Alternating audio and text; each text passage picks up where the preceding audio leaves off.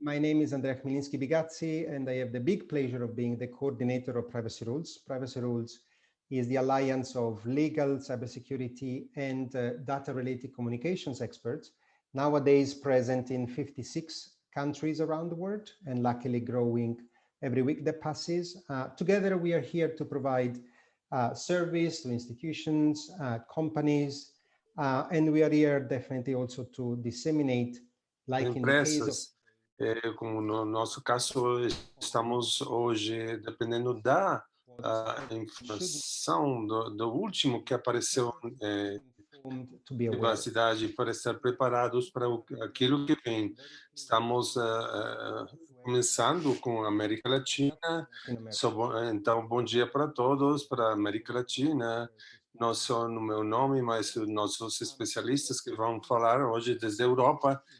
E nesse momento é o começo de um evento de 3 dias para privacidade, cybersecurity e e-commerce.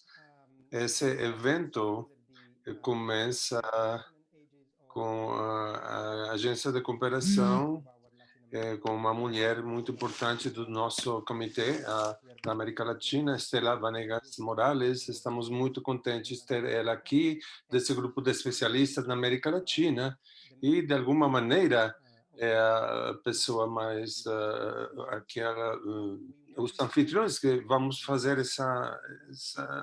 essas conferências, essas palestras em 3 partes, podem estar à bondade para fazer as perguntas no Q&A lugar ou no bate-papo, podem ter tradução com a língua que vocês preferem. Então, por favor, estejam conectados com as nossas plataformas, porque esse evento está sendo gravado e sempre vai ser transmitido para tê-lo no futuro, para dividir, compartilhar informações para as nossas plataformas.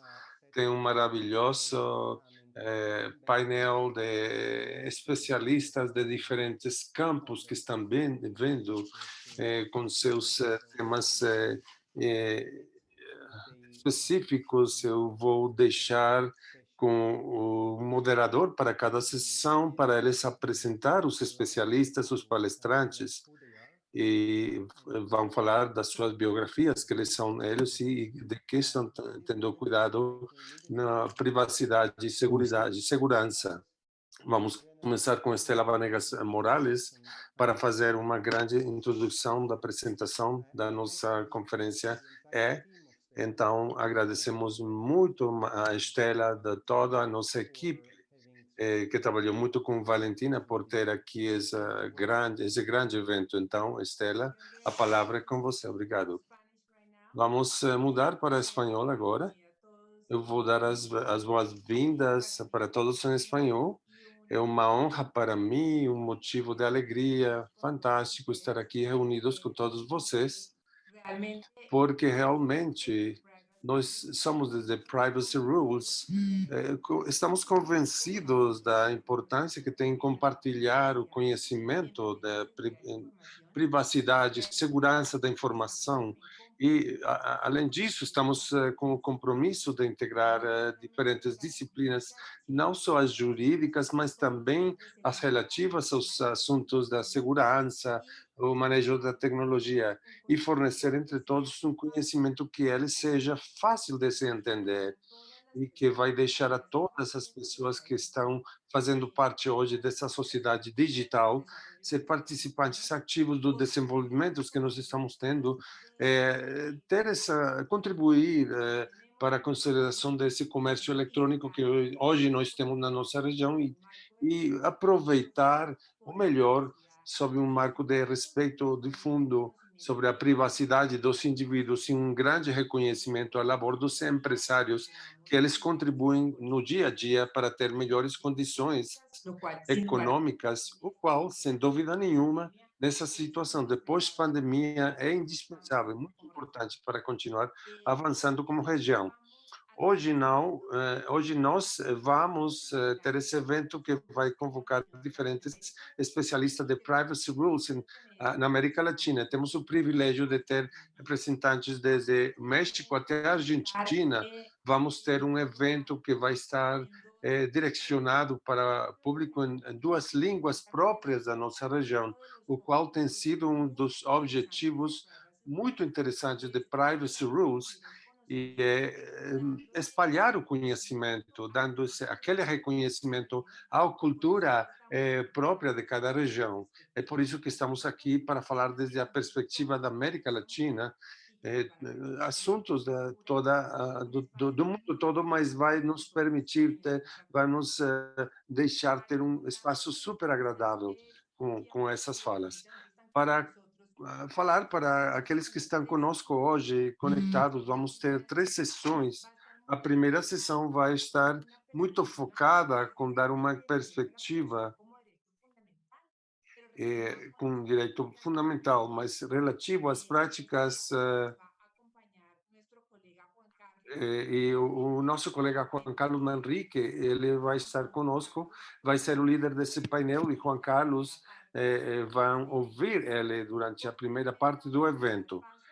Após isso, vamos dar a palavra para um painel que eu vou fazer, eu tenho a honra de moderar, que vamos falar desse desenvolvimento tão grande que a pandemia trouxe para o e-commerce na região. E esse seria para abrir, para dar esse pulo que nós tivemos na América Latina, o desenvolvimento do comércio eletrônico, que é impressionante realmente. Países como o México, Colômbia, Peru, Brasil, tem dado aquele progresso muito alto, e tem um progresso super alto nessa matéria. Então, é por isso que é interessante compartilhar com os nossos palestrantes que têm seguido esse desenvolvimento daqueles assuntos. Vamos ter essa chance de conversar de como foi essa pulada e como vamos terminar de consolidar ela. No último, na última sessão vai estar Luísa Sato, do Brasil, com um painel muito importante sobre os efeitos da pandemia, mas desde a perspectiva dos desafios em matéria da segurança das informações. E em todos esses grupos vamos ter a participação tanto de advogados, engenheiros, que vão nos dar uma perspectiva bem importante, grande e rica de como nós estamos vendo essa situação atual. Eu acho, Andrea, que só falta por falar que ter privacidade são os pilares fundamentais do desenvolvimento que tem nessa matéria e-commerce, que para a América Latina, além disso, estão com dois desafios fundamentais: ter maior inclusão financeira, melhores meios para que a população consiga ter acesso para essas garantias do comércio eletrônico e conseguir, entre comércios e os atores que estamos participando, consolidar essa plataforma para que ela continue a ser um motivo de desenvolvimento na nossa região. Sem mais, Andrea, eu acho que posso dar a palavra para Juan Carlos. Juan Carlos, muito obrigada. E eu espero que você tenha um grande espaço agora que vamos todos curtir. Muito obrigado, Estela. Obrigado, Andrea. Privacy Rule, cada um de vocês, sejam bem-vindos. Em português, sejam bem-vindos. Vamos iniciar essa sessão da manhã compartilhando com os colegas e especialistas da América Latina, do primeiro nível. Convidamos todos e cada um de vocês para conversar com liberdade, para fazer perguntas e abrir um diálogo bem importante, como já a Estela falou. Nessa primeira sessão, essa primeira parte, vamos ter as luzes e os fornecimentos da experta de Juanita Rodrigues Catán, vice-reitora da Universidade, ex-ministra de Comunicações e Tecnologia das Informações. Ela vai nos apresentar algo muito interessante que vamos saber a propósito, falando dos direitos fundamentais do mundo dos negócios desde seu expertise, sua experiência. Vamos ouvir Mariano Perusotti, é um membro exclusivo de Privacy Rule na Argentina, depois com Pablo Segura, diretor de Privacy em Mercado Livre, que vai nos falar da proteção de dados pessoais para a criação de valor. Então, vamos gerar os assuntos vinculados para essa, no marco desses assuntos. Eu queria só tirar alguns minutinhos do seu tempo para fazer uma segunda decisão, num segundo submarco desse debate da primeira sessão, do primeiro painel. Como vocês sabem, a situação atual da privacidade, dos assuntos de privacidade, estão focados e espalhados com as novas tendências do direito constitucional moderno, um âmbito constitucional e principalmente o que se chama efeito de irradiação para baixo, nos efeitos constitucionais. Falando disso, das normas, das regras que devem ser adaptadas. Então, a supremacia constitucional é a pedra mais importante, angular da construção daquela tensão, dessa tessitura entre publicidade, privacidade e vigilância. Então, trata-se de um assunto de direitos humanos, como todos nós, no âmbito da América Latina, estamos também acostumados com esses assuntos, com sistema de fontes, sistemas europeu, românico, hispano, faz da Constituição uma norma básica e fundamental, integra a nossa Constituição nesse olhar as convenções internacionais em matéria dos direitos humanos que estão cadastradas e registradas nos nossos países. Dentro delas, a Condição Americana dos Direitos Humanos, o Pacto dos Direitos Civis, na sua vez, o sistema interamericano, integrado pela Comissão Interamericana de Direitos Humanos e a Corte Interamericana dos Direitos Humanos, elas têm falado a propósito dessas circunstâncias de exceção que nós estamos agora, principalmente por causa da pandemia da Covid-19, obrigação das pessoas que têm que estar ficando em casa por muito tempo, trabalhando com teletrabalho desde as suas casas. Tem acontecido que esse desenvolvimento tecnológico invadiu num espaço de legítima privacidade que as nossas constituições têm que assegurar. Se vocês lembram, na Resolução 1/2020 da Comissão Interamericana dos Direitos Humanos falava que a introdução dessas ferramentas digitais na vida privada das pessoas, no assunto pós-Covid, a trazabilidade dos QR codes, para ter essa traçabilidade e controlar o espalhamento da pandemia, também sugeria renunciar, demitir para esses espaços de privacidade, para melhorar os assuntos de saúde. Mas nesse contexto, todos tivemos que ceder, dar algumas liberdades em troca dessa segurança, mas também os dados que estão coletados, os dados que estão guardados e aqueles dados que não vão ser devolvidos para nós, gerou um segundo conflito. O que vai acontecer com essa grande quantidade de dados, essa quantidade de megadados que não vão voltar para nós, vão ser comerciados, vão servir para pesquisas, investigações penais ou pré-penais, para possíveis delitos, crimes. Isso é constitucional, é legal. Estamos cientes que vamos parar com o desenvolvimento dos empreendedores, dos empresários que querem dar as melhores ferramentas para melhorar o comércio eletrônico de última milha, só por ter alguma para guardar com grande fortaleza aqueles dados. No Chile, no artigo da Constituição, estamos esperando essa lei para detalhar aquelas questões em assuntos penais e comerciais. Estamos esperando a aprovação de uma nova lei de dados pessoais e dado esse convênio de Budapeste para perseguir a solução definitiva. Sobre esse ponto final, umas últimas palavras para não tirar mais tempo de vocês.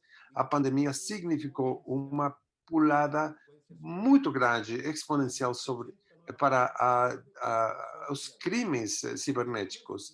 80% são crimes cibernéticos. Isso, eles tiram a privacidade, eles controlam em plataformas não seguras a possibilidade de serem vítimas de suplantações, fraudes de identidade, sequestrar os dados, sexting, enfim, todas essas maneiras. Europol, Interpol, as polícias da América Latina estão tentando solucionar esses problemas, principalmente conseguir esse desbalanço entre segurança e privacidade. Um último exemplo, só na última semana no nosso país, como na maioria da América Latina, o tráfego jurídico em instrumentos públicos de cadastro estão só no comércio físico e hoje eletrônico. A criação de documentos eletrônicos são com escrituras públicas, documentos notariais, registros, cadastros. Eles precisam de dupla ou tripla proteção muito segura. No nosso país, tivemos dois casos muito importantes de clonação, acesso não autorizado dos registros públicos, dos notários, dos cartórios mais importantes da capital do Chile, e que foram copiados seus códigos fontes para gerar mandatos eletrônicos que tinham como objetivo recuperar fraudulentamente, criminosamente, 100 milhões de dólares. Escutem bem, 100 milhões de dólares em depósitos no sistema bancário e financeiro que as pessoas não têm recuperado. Isso foi detectado pelas associações de cartórios do Chile, que detectaram essas situações. O comércio eletrônico, o retail financeiro, as grandes marcas, o patrimônio na sua nova estrutura de comércio estão diante dessas novas realidades e têm que ser superadas. É disso que vamos falar nesse debate, para o normativo, ao operativo, ao comercial, como nós procuramos soluções para todos, para fazer o comércio mais forte. Nós convidamos para isso. Muito obrigado e vamos continuar com o debate e escutar os nossos colegas. Obrigado, Estela. Obrigado, Andrea. Vocês têm a palavra com as novas apresentações. Obrigado. Bom, eu acho que Juan Carlos, no passo, obrigado pela sua introdução. Eu acho que temos nesse primeiro painel que você abriu a presença das pessoas que você já falou e eu gostaria de perguntar eh, direto para Juanita, se você quiser dar suas impressões relativas a essa introdução que o Juan Carlos falou e compartilhar essa apresentação que você trouxe para esse momento. E, Juan Carlos, aí vamos estar atentos para fazer as perguntas para você, estar atentos para o que você quiser dividir conosco nesse momento que você vai ficar conosco. Juanita, Estela, muito obrigado. Juan Carlos, muito obrigado pela sua apresentação. Para todos os assistentes e palestrantes, muito saudações especiais. Eu tenho uma pequena apresentação que eu vou tentar compartilhar com vocês. Já tínhamos feito um ensaio. Pode me confirmar se conseguem ver a tela?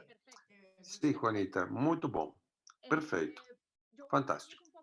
Eu vou falar um pouco para vocês da perspectiva na Colômbia de todos os assuntos de cibersegurança e como é que elas começam a ter uma sinergia cada vez mais importante com os assuntos de privacidade. Estão bem claros que os assuntos de privacidade são um direito constitucional, como já falou Juan Carlos, faz pouco. Na Colômbia, o artigo 15 da Constituição Política, onde nós falamos da intimidade pessoal e o bom nome, estão aí protegidos. Nessa linha, Colômbia, eu vou para o mundo da cibersegurança, é o primeiro país da América Latina em ter uma estratégia nacional em matéria de cibersegurança e ciberdefesa no ano 2011. Essa primeira política, o que procura é mais criar uma institucionalidade, os assuntos nacionais que estão, assunto de cibersegurança, ciberdefesa, tem essa resposta para emergência nacional, criando os assuntos de segurança nacional cibernética com o comando cibernético e criando a divisão da Polícia Nacional, no Centro Cibernético Policial, encarregado do assunto de crimes cibernéticos. Na Colômbia tínhamos uma atualização do Código Penal, incluindo em 2009 toda a tipificação dos crimes cibernéticos. Então, tem essa entidade encarregada, essa divisão da polícia encarregada desses crimes. E tínhamos um mapeamento de como estávamos em matéria de educação para ver segurança das informações. Estava para o 17.001, segurança em si, e estávamos revisando como estava a legislação em matéria de segurança. E estávamos verificando se devíamos ser parte da Convenção de Budapeste como uma tarefa para o Ministério da Justiça. Nessa linha, estamos vendo aqui um foco muito de criação das capacidades, criação de ciberdefesa, num assunto de proteção do Estado nessa matéria. E para muitos, tem muitas pessoas, principalmente no âmbito da sociedade civil, que levantam a mão e falam: estamos dando prevalência à segurança sobre a privacidade. É possível isso? Então, tem essas perguntas ao redor do assunto. O que eu acho que essa tensão inicial que foi acreditada entre segurança e privacidade está se aperfeiçoando, aprimorando, e para saber que é um matrimônio, um casal perfeito. Então, nós temos a habeas data, essa lei que tem a ver totalmente com os assuntos de cibersegurança, o princípio de segurança, o princípio de acesso e circulação restringida, a confidencialidade que nós temos na nossa lei de habeas data está relativa para esses temas de cibersegurança. Em 2016, a nossa política de cibersegurança tem a ver com a política, a visão da política de segurança digital. Por recomendações da OCDE, tem a cibersegurança um pouco mais amplo das múltiplas partes interessadas. Não é um assunto só de criação de institucionalidade, mas entender que o setor privado, a mídia, os cidadãos, como a parte mais fraca da cadeia, temos que colocar da nossa parte para ter um âmbito mais seguro em cibersegurança. Vocês sabem que a internet nunca foi feito para ser seguro. Esse foi um âmbito de comunicação digital onde o assunto de segurança não estava dado, mas não tinha a necessidade de prevenir isso, mas com esse assunto global que já está nas nossas casas, nos nossos celulares, até na máquina de fazer café, está? Então, é um assunto, agora é um assunto mais sério. Nesse segundo COMPAS, nós temos um foco que é da gestão dos riscos cibernéticos. Aqui é que eu faço um chamado para esse convite para as empresas privadas para fazer essa gestão do risco, para ter não só uma possibilidade de fazer gestão. Nesse momento, tem esse estudo com a UEA, que sempre nos acompanhou nessas políticas públicas em assuntos de segurança no país, e nós percebemos em 2017 que temos números preocupantes. Nesse momento, 64% das organizações e os 72% das empresas que foram casos de estudo no seu momento falavam que nunca tiveram um incidente de cibersegurança. O triste é que não era verdade, era que não tinham percebido, colocando em risco e levando em consideração que muitas delas falavam que não tinham área da sua organização com uma pessoa encarregada dos assuntos de cibersegurança. Esse segundo COMPAS tem essa visão para o setor público com coisas obrigatórias, porque o setor público colombiano tem que ter uma um assunto que todos têm, que esses alinhamentos que a arquitetura empresarial com a segurança da informação e também um capítulo específico da gestão do risco. O convite sempre foi para o setor privado, ter esses grupos de resposta à emergência cibernética do setor privado e começou a criação do setor financeiro, setor elétrico e esses são os primeiros, vamos falar, os primeiros exemplos de como o setor privado conseguir fornecer seus esforços para a segurança. E justamente no 2020 temos a terceira política de cibersegurança na Colômbia, essa é a política que fala de confiança. Confiança digital aqui, basicamente, que nós procuramos é adotar um marco que vai prever as novas tecnologias, as tecnologias emergentes e criar confiança. Esse é um assunto muito importante, porque em 2017, um de cada quatro colombianos fazia uso de comércio eletrônico e o outro não estava conectado, e dois mais não usavam o comércio eletrônico porque tinham medo de perder seus dados no comércio eletrônico. Isso foi em 2017, ainda não tinha começado o comércio eletrônico como deveria ser, e o impacto da Covid, como a Estela falou, não vou falar muito desse assunto, esse é o outro painel, mas simplesmente para deixar aqui a menção, realmente cresceu de uma maneira muito importante nos países da América Latina, mas realmente as primeiras semanas da Covid, de estar confinados em isolamento na Colômbia, conseguimos a penetração de um comércio eletrônico que ainda não tínhamos conseguido em 10 anos, com algumas particularidades. No começo era as pessoas compravam por comércio e agora isso penetrou, começou a falar em todo tipo de bens e serviços.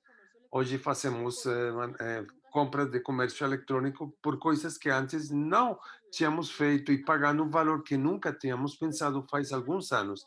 Igualmente, isso trouxe com ele que o governo nacional tirou uma política nacional do comércio eletrônico e eu trago isso aqui porque tem um assunto específico de cibersegurança. Aqui começamos a falar desses mundos e a necessidade de criar confiança de novo para trazer esses compradores, entendendo que as empresas hoje são tecnodependentes e realmente todas as empresas deveriam falar para elas mesmas que deveriam ter no mercado seu funcionamento melhor organizado com tecnologia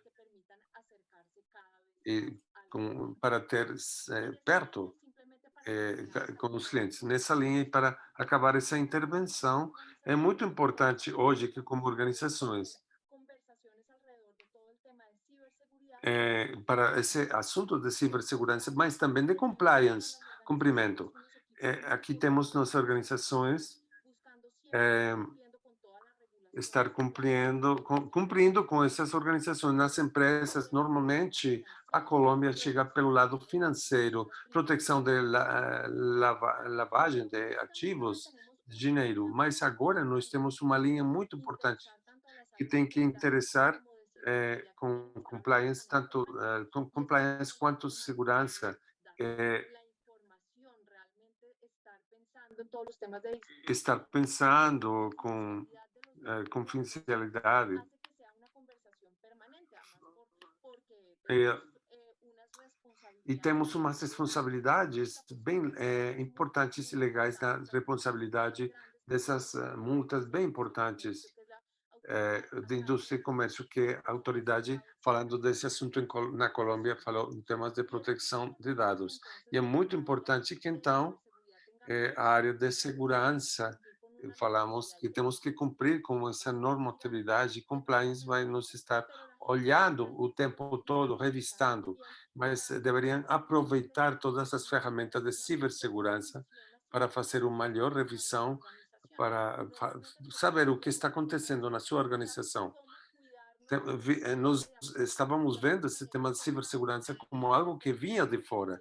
Então, nos fechar isso, encerrar e ter cuidado dessa caixinha. Agora a caixinha está mais ampla, então essa exposição é maior, mas também nós temos um detector de ataque permanente, que são os insiders, pessoas que elas querem tirar informações das nossas organizações, estão dentro e trabalham conosco e fazem isso por qualquer razão, mas em alguns casos a possibilidade de ter uma escape de dados por não ter essas autorizações das pessoas que devem e ou que não devem ter informações e vem a gestão em muitos casos da nosso site de não ter a gestão boa do das comunicações distinta à equipe de cibersegurança, isso faz que esteja sob risco as informações dos nossos clientes, os nossos segredos empresariais. É por isso que as ferramentas de cibersegurança, de ciberinteligência, têm uma devida revisão de fontes abertas, podem nos dar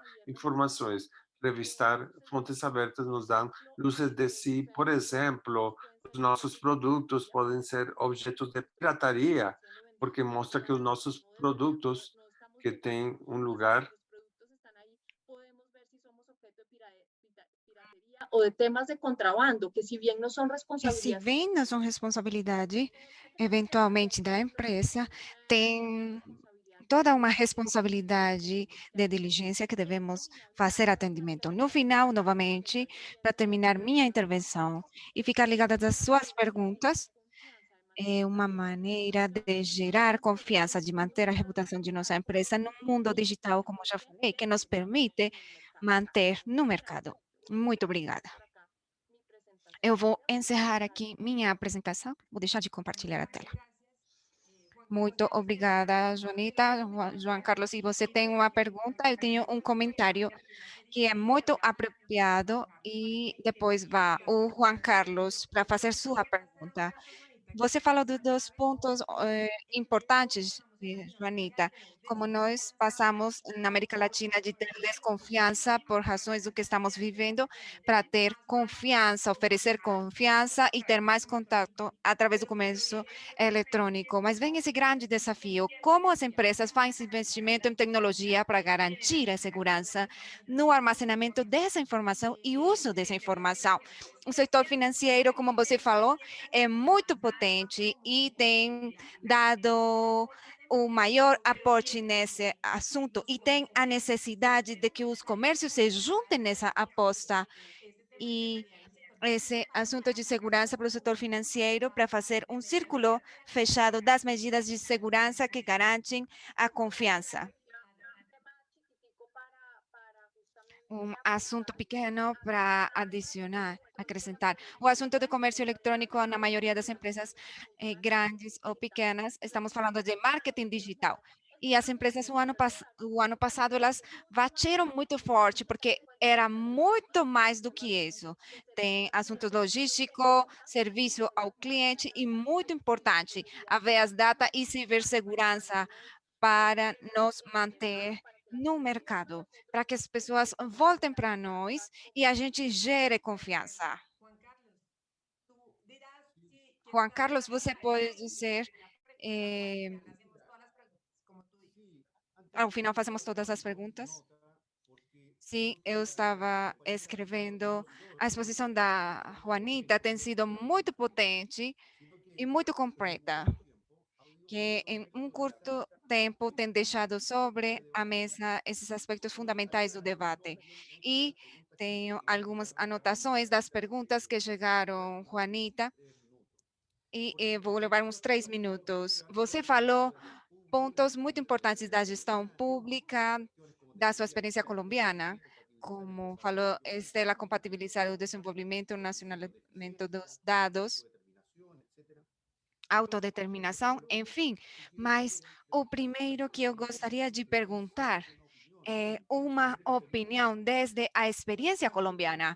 Qual seria, você que é profissional, os principais desafios das instituições públicas da América Latina, falando de diversidade e proteção de dados? Você já falou do compliance e do habeas data, mas se você pode profundizar um pouco mais da sua experiência colombiana, quais são suas sugestões para ter em conta em uma empresa moderna? Bem, Juan Carlos, obrigada pela pergunta.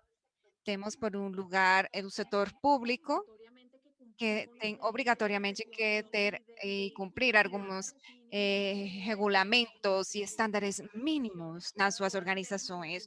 Todas devem ter, desde o primeiro COMPES, cumprir com a ISO 27001, a segurança da informação, um marco de arquitetura empresarial que é do Ministério de Tecnologia da Informação.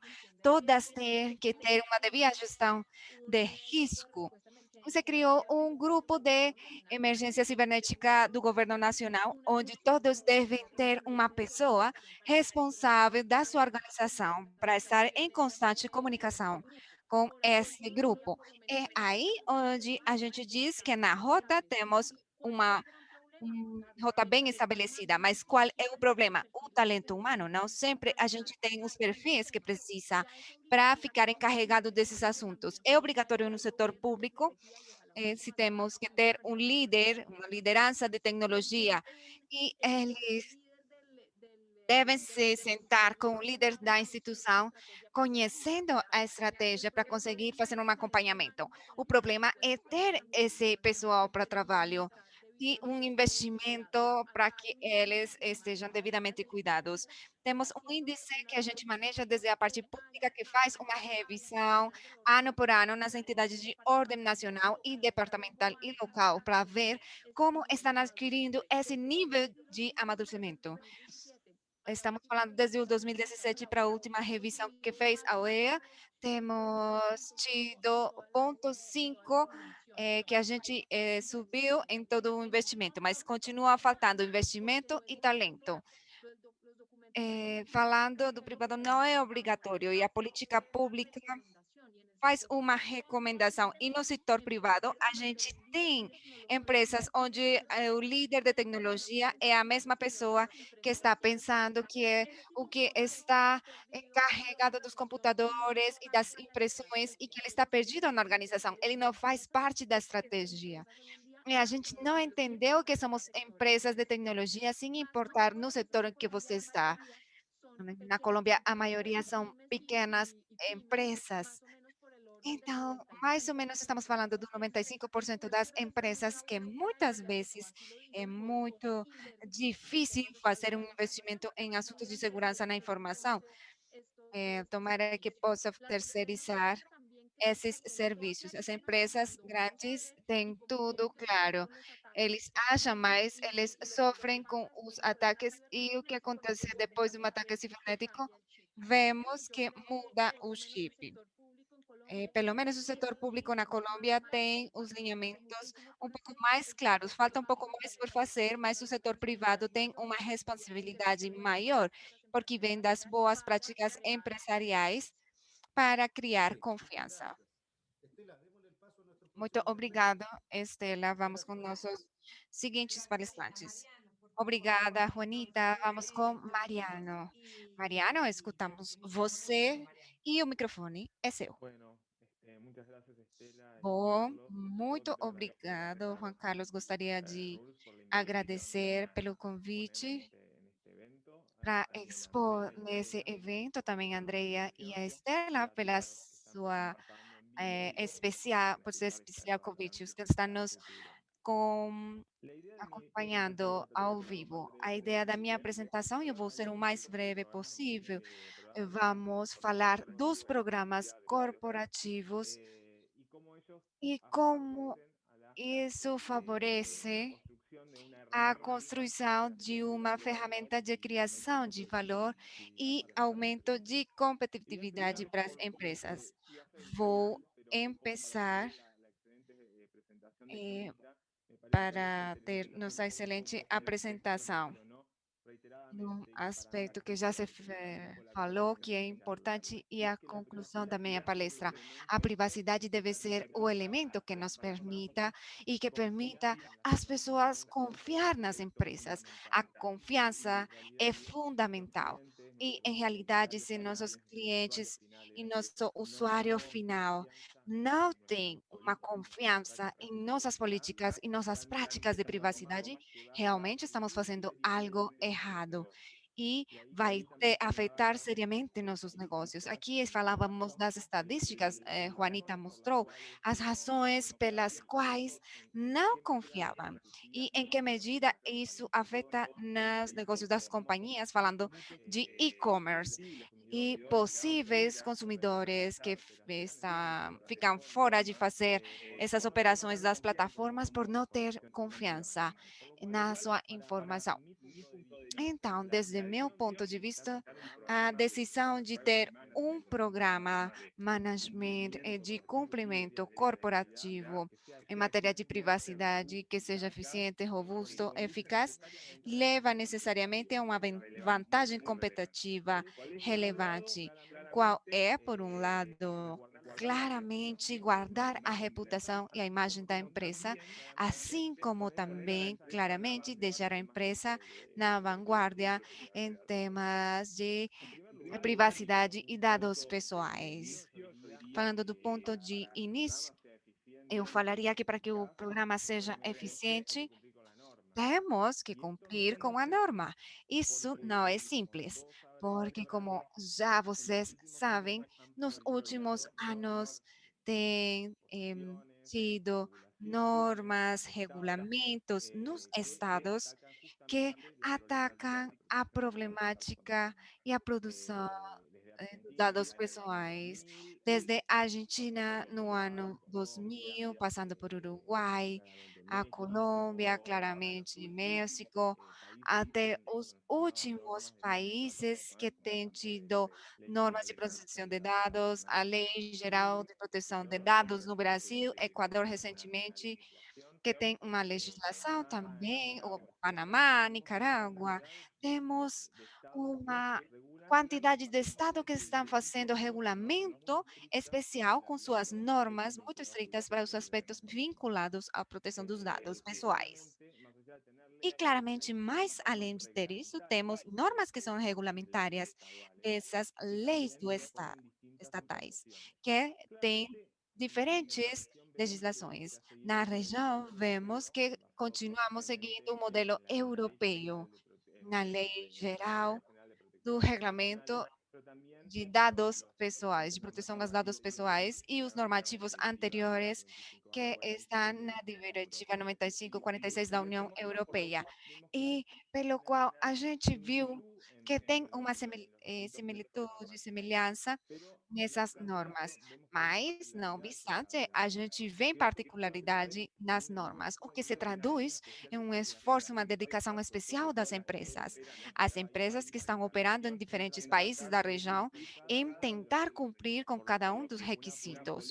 Por isso, a política de privacidade que cumpre com os requisitos que impõe as normativas argentinas, não quer dizer que pela sua própria implementação vai cumprir adequadamente com requisitos da legislação de México ou a Colômbia. E como falei, é o ponto de início que deve ter um programa de cumprimento, fazer atendimento às legislações de cada um dos países, mas esse é o ponto de início. Hoje, claramente, a sociedade dá valor importante às empresas que estão fazendo aposta como uma convicção estratégica nos assuntos de proteção de dados pessoais e guardam a privacidade dos titulares.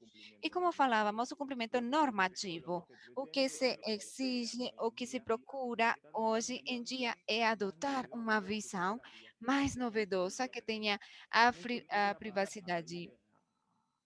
Isso hoje, nos últimos anos, com um novo paradigma, com casos de sucesso que aconteceram, de como encarar a privacidade. A primeira se vê como um ativo corporativo e uma estratégia comercial para posicionar a marca e a empresa. Nisso encontro interessante falar de um vídeo de uma publicidade que é de uma empresa número um em assuntos de produção e desenvolvimento de dispositivos, telefones, celulares, tabletes. Não vou dar um nome, mas é um dos maiores produtores a um nível global, que estava focada na sua publicidade, na privacidade, não na venda do dispositivo, de um smartphone ou de um computador. Ele estava focado na privacidade e o argumento era não traquear, basicamente not tracking, o não rastreio das pessoas. E o que essa publicidade estava se focando era em como uma pessoa, nas diferentes situações da sua vida cotidiana, tem que interagir com outras pessoas que iam fazendo seguimento do que essa pessoa estava fazendo e os dados que compartilhava. Até que chegava na sua casa e viu que estavam acompanhando a cada uma das ações que ele fazia. Até que ele chegou na sua casa, ativa a função de não rastreio. E aí desaparecem todas as pessoas que estavam convivendo digitalmente com ele. É muito interessante como a empresa se foca justamente no assunto da privacidade como um produto mesmo dentro do catálogo dos serviços que pode oferecer. O que tentamos com tudo isso é ver a privacidade como um produto, vender como produto a privacidade. Hoje em dia, numa economia fundamentalmente digital, como está acontecendo, o valor agregado está em salientar a esses concorrentes que estão fazendo apostas fortemente nos assuntos de privacidade e proteção de dados. E eles deixam numa situação preferente aos outros que ignoram ou não têm tido uma atitude passiva ou pacífica ao respeito. Claramente, nas discussões que tem na privacidade e política e de segurança nas empresas das juntas diretivas, está se considerando como a privacidade suma um valor agregado para as empresas. Como abordar o assunto da privacidade de maneira proativa e, dessa maneira, acrescentar a seus produtos e seus serviços as funções de privacidade, ou também gerar e criar novos produtos e serviços criados para proteger a privacidade. Para o que tudo isso aponta e está encaminhado em gerar programas eficientes, efetivos, como falei, e que considere como um núcleo essencial na companhia para a privacidade. Não somente nos assuntos de cumprimento das normas específicas, que são muito importantes, sino dar um pouco passos além para ver a privacidade como um negócio que pode posicionar-se numa melhor parte, sendo responsável no manejo da informação, sendo criativos no momento de oferecer essas medidas. Ser criativos, um exemplo nas políticas de privacidade que apontam nas nos últimos anos, vamos enviar essa política que está no site, o qual tem 20.000 folhas, páginas, que é muito difícil que as pessoas leiam, porque não têm um tempo nem a vontade de ler todas essas palavras jurídicas e não encontrar um foco mais dinâmico, mais atrativo para o consumidor, que no momento de fazer essa orientação nos esforços de privacidade, a gente seja específico. Também nos assuntos de segurança que está no programa eficiente efetivo no matéria de privacidade. Se esse programa não atrai, não respeita os assuntos de segurança, claramente vamos ter um problema. E ali é relevante deixar como exemplo o que acontecia há alguns anos com um fornecedor de serviços de relatórios de serviços que tinha tido um problema de segurança que qualquer empresa poderia ter, mas a questão aqui era muito forte e não era que a empresa tinha um incidente de segurança, senão que o que era questionável nesse assunto era que a empresa levou aproximadamente um ano em informar que tinha tido esse incidente de segurança. Então, deixaram ele passar embaixo do radar, não falaram para autoridade nenhuma, nem aos afetados para ter as medidas necessárias para mitigar essas consequências.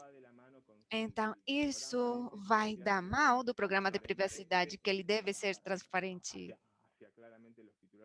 claramente para os titulares dos dados, para que consigam seus objetivos e conseguir que os usuários, os clientes tenham confiança no produto e o serviço que está oferecendo a empresa especificamente em matéria de privacidade. Mariano, muito obrigada. Você estava no seu tempo e vamos dar então agora, como estamos curtos de tempo, vamos passar com Pablo, mas não queria deixar de fazer esse comentário.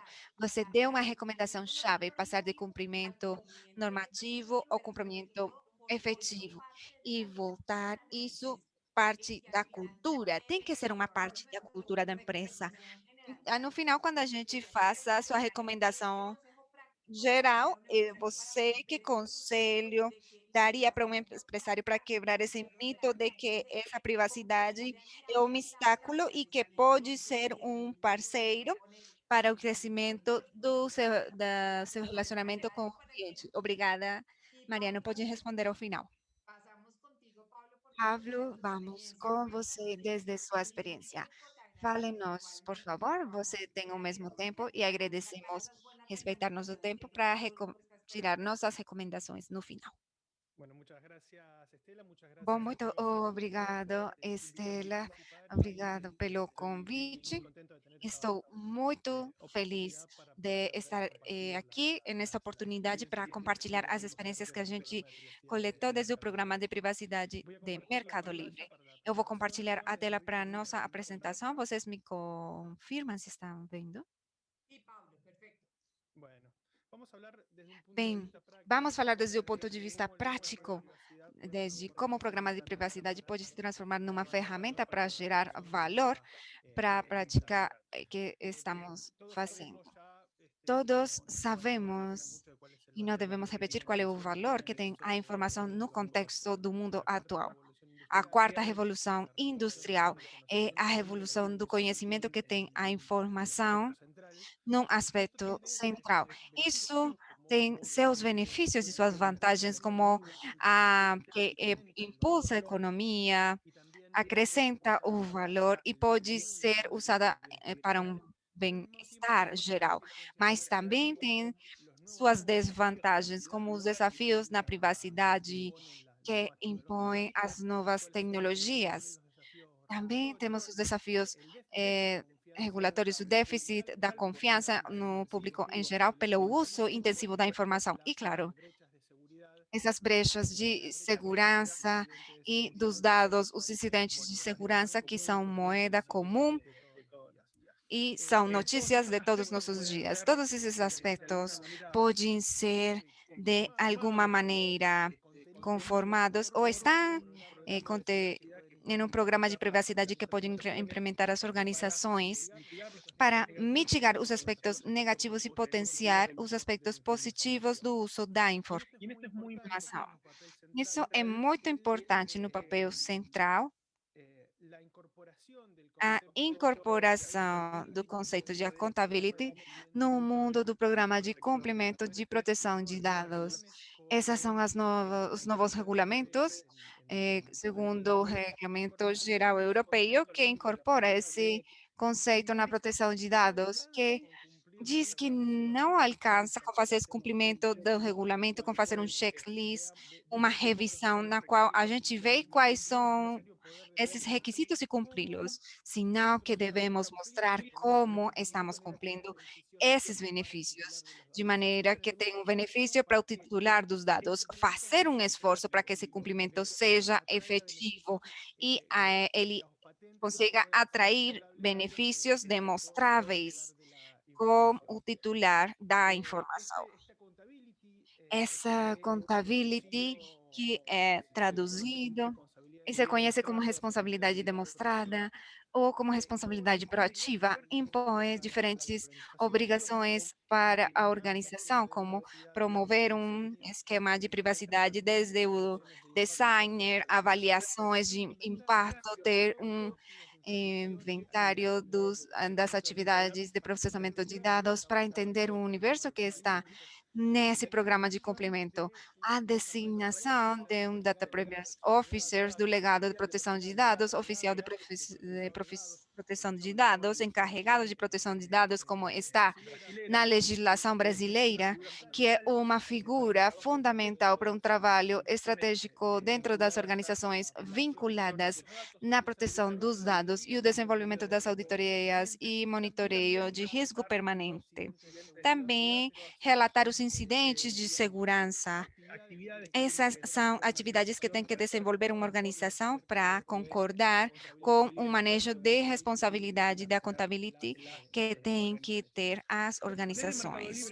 Desde o Mercado Livre, então, entendemos o programa de proteção de dados como uma ferramenta para facilitar a criação de valor no uso responsável da informação. Eu gostaria de salientar que a Juanita e o Mariano, nas suas apresentações, falaram de que o programa de cumprimento não é somente o levar na frente um cumprimento de um regulamento específico, sinal que é um verdadeiro gerador de confiança no público, nossos clientes, e, no mesmo tempo, também uma maneira de proteger um dos ativos mais importantes que tem a organização e que é justamente a informação. Não é somente cumprir com as normas, senão tem mais a ver com outras coisas que, em grande medida, está no benefício para as próprias organizações. Quando falamos de criar valor, não estamos falando de criar valor para nossos usuários, que facilita operar esse ambiente confiável, seguro, confidencial, sino também estamos falando de criar valor para nossa própria organização, porque nós transformamos em cidadãos corporativos responsáveis quando temos um bom programa de privacidade e também somos parceiros estratégicos comerciais confiáveis, porque respeitamos a norma de privacidade e respeitamos o cuidado dos dados que a gente faz quando nos confiam informação ou quando transferimos informação. No mesmo tempo, também viramos em um agente multiplicador da cultura de proteção de dados. Isso também se vê bem pelas autoridades, porque ter um programa de proteção de dados, vamos contagiar esse cuidado da privacidade em nossos fornecedores que nos exigem cumprir com os princípios de nossos programas. Então, falamos de criar valor para todo o mundo, estamos falando de criar culturas de proteção de dados e vemos que esse uso responsável gera para todos os que interagem com a organização. Quais são os nossos objetivos estratégicos para nós ser responsáveis e ter um bom programa de privacidade? Primeiro, permitir o uso, habilitar o uso dos dados responsáveis.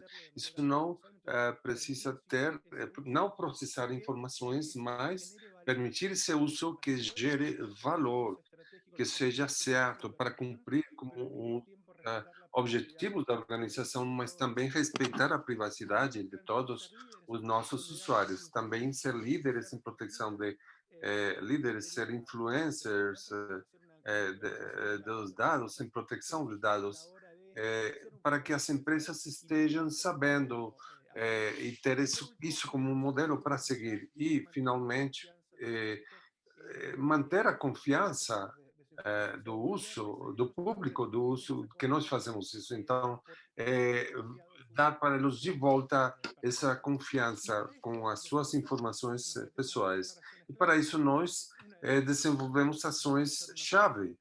Uma delas é desenvolver uma cultura interna de proteção dos dados. Todo o programa que tenha sucesso precisa internamente de uma cultura para comprometer todos os membros das organizações, desde a alta gerência até o último funcionário e empregado, para trabalhar responsavelmente com os dados pessoais.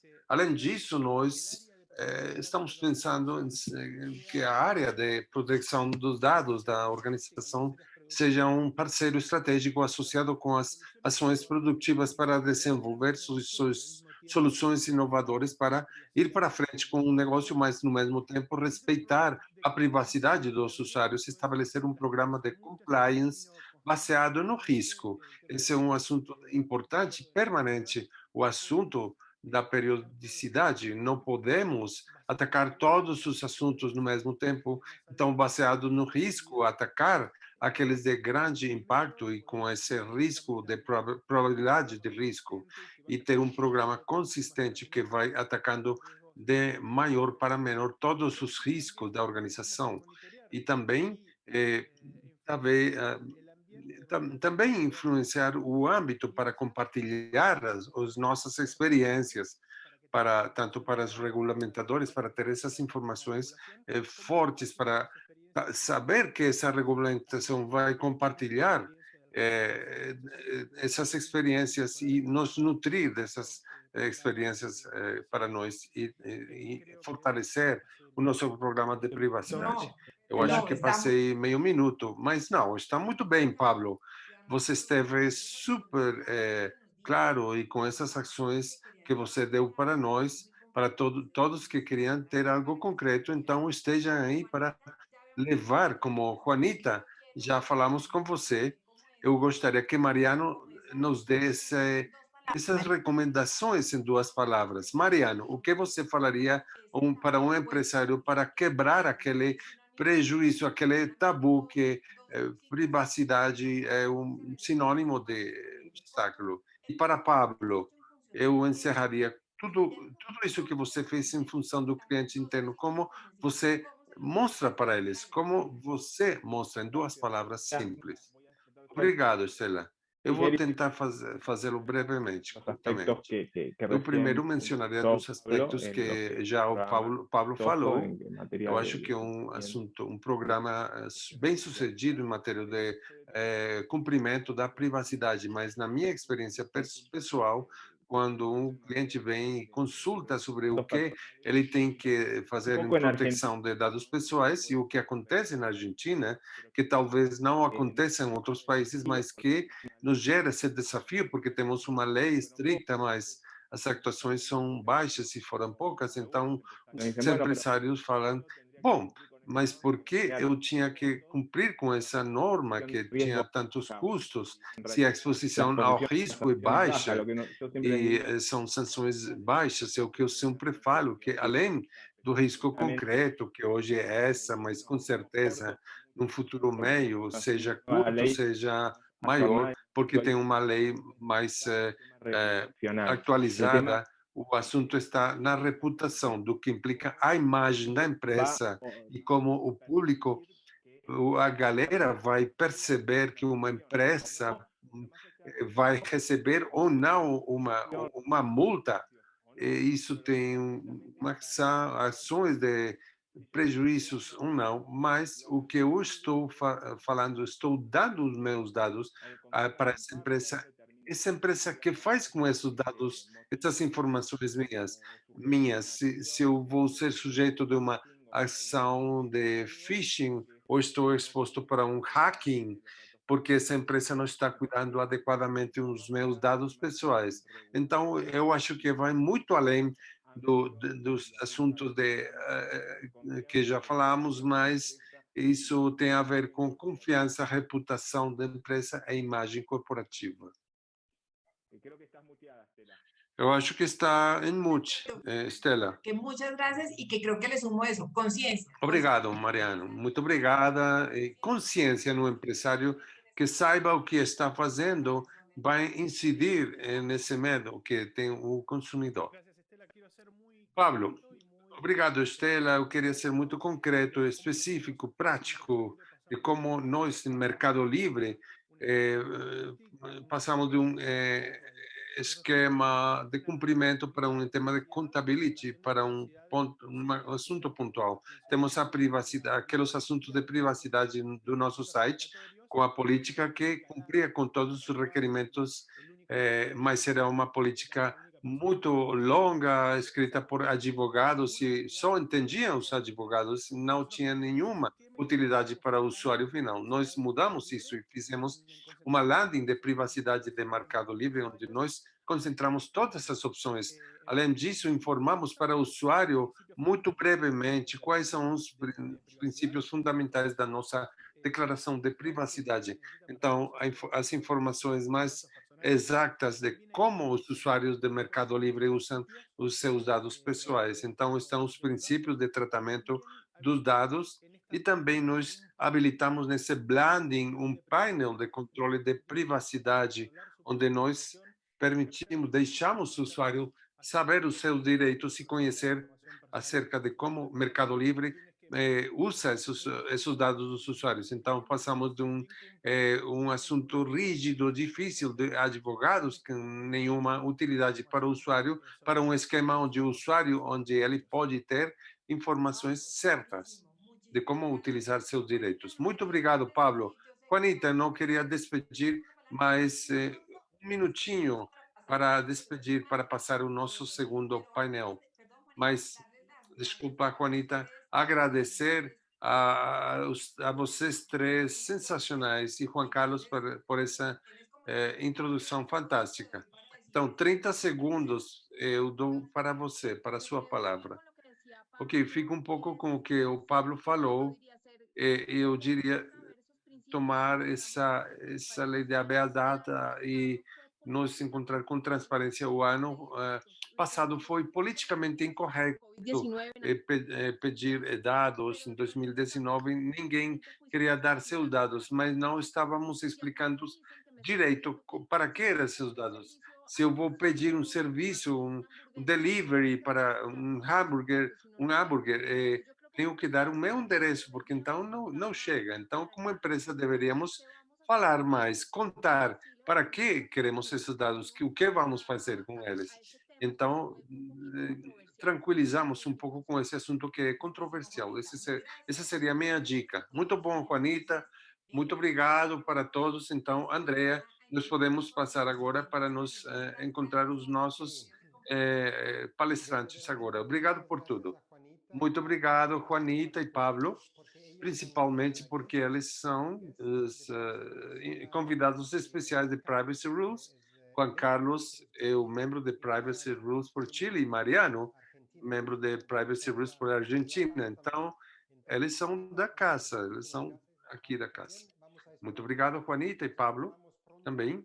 Vamos nos encontrar daqui a pouco, pessoalmente, na América Latina, quando Privacy Rules chegue aí para organizar uma palestra de pessoas onde nós podemos falar mais longamente. Obrigado, Juan Carlos e Estela. Fantástica a sua moderação. Continuamos porque temos muitos outros palestrantes. Obrigado, Andrea. Continuamos com essas boas conversas que nós estamos tendo até agora. Então, começamos o nosso painel, o segundo painel. Estamos começando no tempo, são 9h40 da manhã, na Colômbia. Eu convido os painelistas que vão estar nessa segunda sessão aqui para ligar sua câmera e nos conectar. Luísa, obrigada. Oi, Estela, como você está? Muito bom, e você? Muito bem, obrigado. Guilhermo, prazer. Obrigado por estar conosco e por aceitar esse convite. Tiago, um prazer cumprimentar você, que bom ver você. E está faltando, eu não estou vendo Pablo? Paulo, exato, Paulo, obrigado. Oi. Olá, pessoal. Desculpa estar aqui usando óculos, porque estou com um pequeno problema no olho, então estou usando óculos, tá? Ya somos Tenemos dos. dos. Ya somos dos. No problemas Somos dois. Problemas técnicos de outra natureza. Então, sejam bem-vindos, principalmente para Luísa, Guilherme e Pablo, porque Tiago é membro do Privacy Rules por Portugal, então é parte da casa também. Sejam bem-vindos. E Estela, por favor, você continua. Bom, Andrea, muito obrigado. Eu falo que é uma experiência fantástica, porque nós estamos falando em espanhol, português, e eu acho que é um grande esforço, mas que vale a pena. E por isso que vamos fazer, todos que estamos aqui, aquele trabalho de falar devagar para permitir que os nossos tradutores consigam ir falando para a galera as coisas mais claramente possíveis.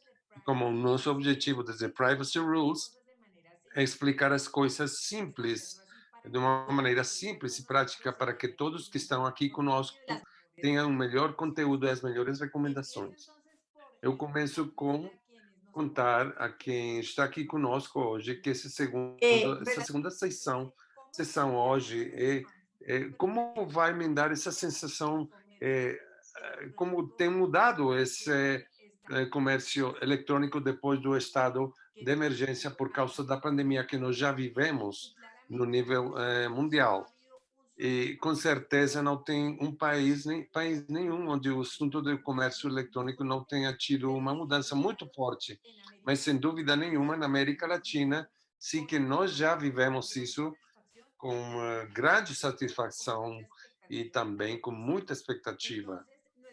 Então, o nosso primeiro palestrante, o convidado é Guillermo Santos Calderón, colunista do jornal El Tiempo na Colômbia, um jornal de muita circulação, muito popular na Colômbia, que nós queremos muito, porque todos que nós queremos a imprensa escrita, nós nos deleitamos com um grande café colombiano e com o jornal lendo nas manhãs. Então, um grande prazer. Sempre eu estou lendo seu artigo, está na secção editorial todos os dias e sempre dá grandes dicas sobre esse novo mundo da tecnologia para ajudar a educar as pessoas nesse assunto. Então, Guilherme vai estar conosco também a seguir, após Guilherme, vai estar Paulo, um experto em segurança e informação, analista. Vou dar a chance para falar dessa maravilhosa plataforma que você está fazendo para pagamentos e facilitando os consumidores da América Latina ter a melhor maneira de ter acesso para isso. E estaremos com Luísa. Muito obrigada por estar conosco aqui e para ensinar um pouco de qual é aquele custo que vai pagar o consumidor que tanto está disponibilizado para pagar um pouquinho mais por essa relação. Obrigado, Luísa. E Thiago, como já falou, para parte de Privacy Rules, e ele tem uma apresentação muito interessante, né, que vai nos acompanhar no final. Então, eu começo agora com Guilherme. Seja bem-vindo e a palavra é sua. Como você já viu durante essa parte do crescimento do comércio eletrônico, como você acha que vai avançar na Colômbia e na região? Bom, muito obrigado por ter me convidado a esse importante evento. Eu tenho sido usuário de Amazon desde o ano 97. Na verdade, sou usuário de comércio eletrônico e as cifras de crescimento dessa pandemia são impressionantes porque não tinha outra maneira de comprar. E é importante que as pessoas percebam e que os empresários percebam que esse é um canal mais de vendas, mas que é um canal diferente. Eu li um livro faz já anos, que se chamava As 10 Regras para a Economia, a Nova Economia, e uma das regras era tem que, para as empresas ser bem-sucedidas, tem que colocar no mundo eletrônico o que fez isso eletrônico no mundo tradicional e como ser bem-sucedidas no mundo. Vou colocar exemplos. Eu lembro quando eu comprei um computador Eu comprei um computador e estava fazendo um mestrado nos Estados Unidos. Comprei aquela época, era com um CD que estava estragado. Os colombianos sempre pensamos assim, falei, eu fui enganado. Eu liguei pelo telefone e o técnico me falou, sim, não está funcionando. Voy a pedir otro. Apenas llegue, yo llego con el otro. E eu mudou ele e chegou o técnico aqui e aí falei, ele trocou ele e eu falei, isso é muito bom.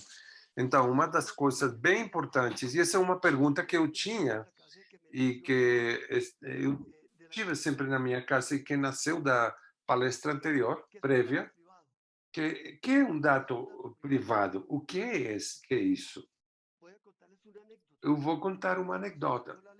Quando a Lei 1581 de 2012 e o Decreto 1377, que fez a regulamentação em 2013, eu fui para várias palestras de advogados para espalhar, divulgar aqueles decretos. E uma delas, um especialista, um advogado especialista em privacidade dos dados, começou a palestra falando, eu sinto muito por começar assim, mas eu devo falar o que eu penso. Essa lei não vai servir, nunca vai ser boa.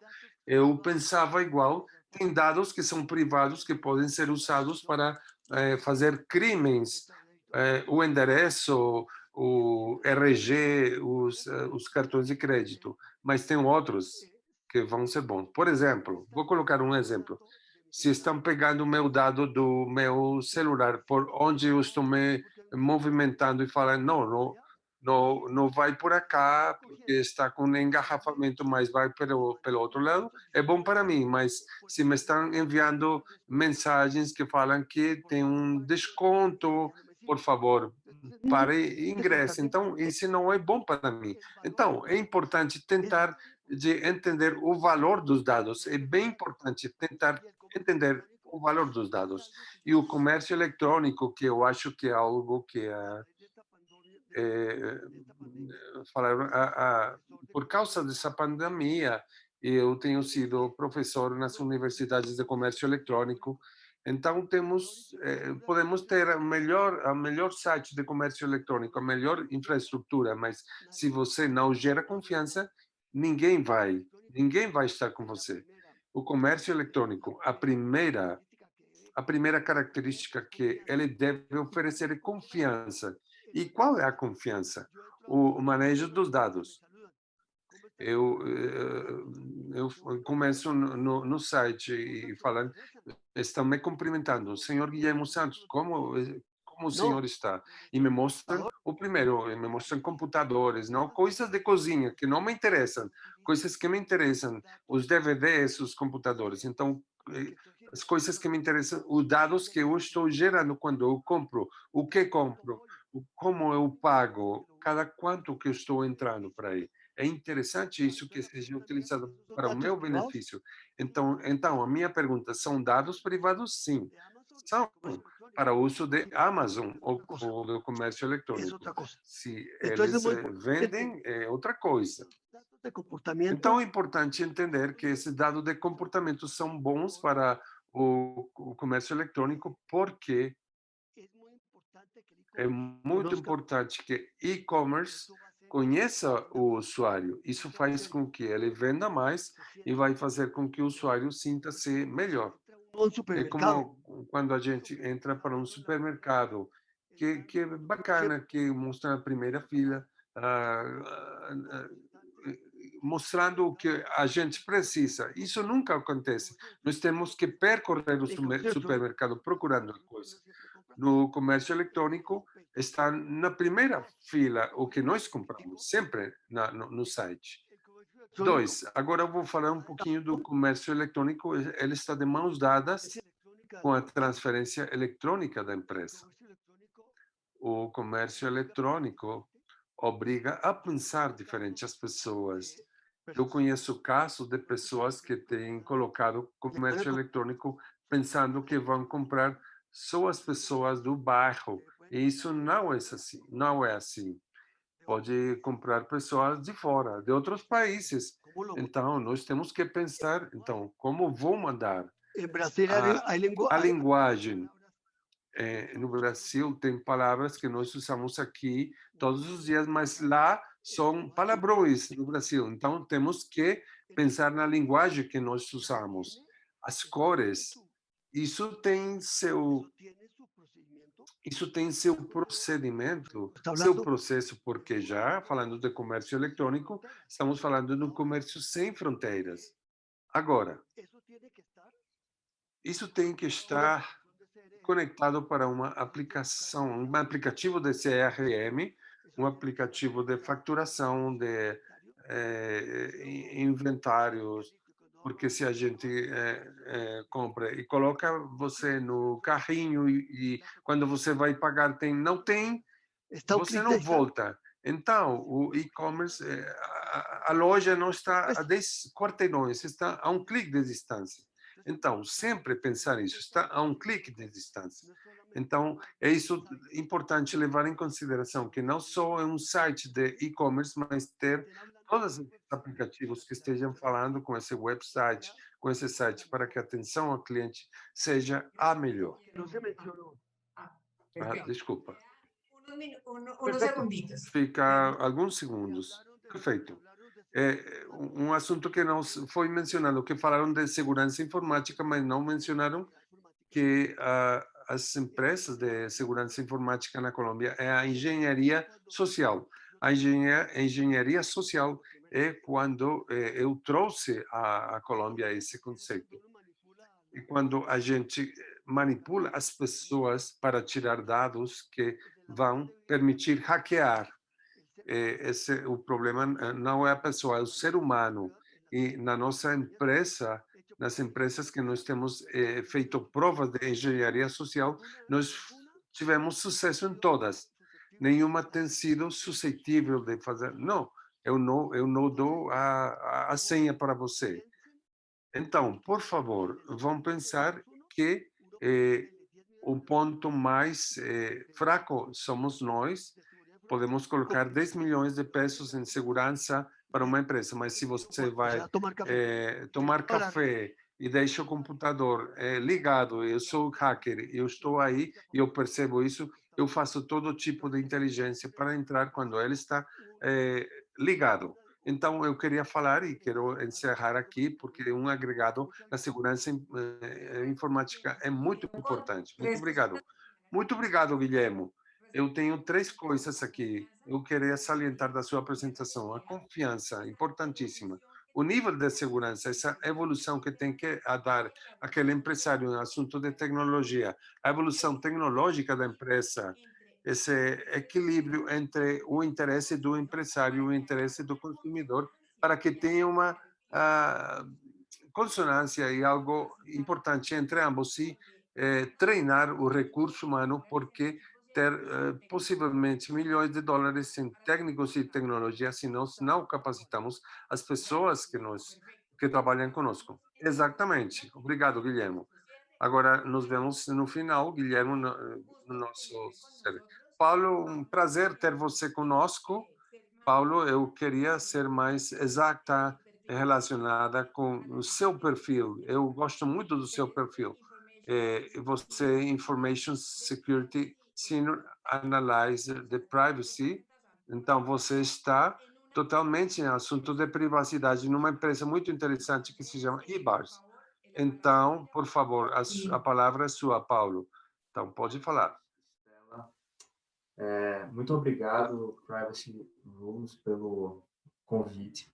Eu vou tentar aqui, na minha apresentação, ser breve, porque gostaria de focar muito nas perguntas, né, na discussão, tá? Acredito que vai ser produtivo que isso aqui seja uma conversa, né? E que as pessoas possam participar também com a gente. Bem como você falou, eu sou atualmente analista de segurança da informação sênior no eBanks, né? Sou focado em assuntos de privacidade, né? Nós temos uma operação global atualmente de privacidade.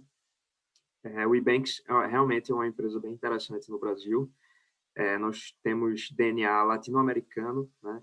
E nós começamos como a menor empresa no programa da Endeavor, né? Mas com a nossa visão ambiciosa, né? Nosso comprometimento com a quebra de barreiras e um investimento da FTV Capital, a gente se tornou um dos primeiros unicórnios do Brasil. Unicórnio é quando você atinge lá o valor de $1 bilhão de dólares.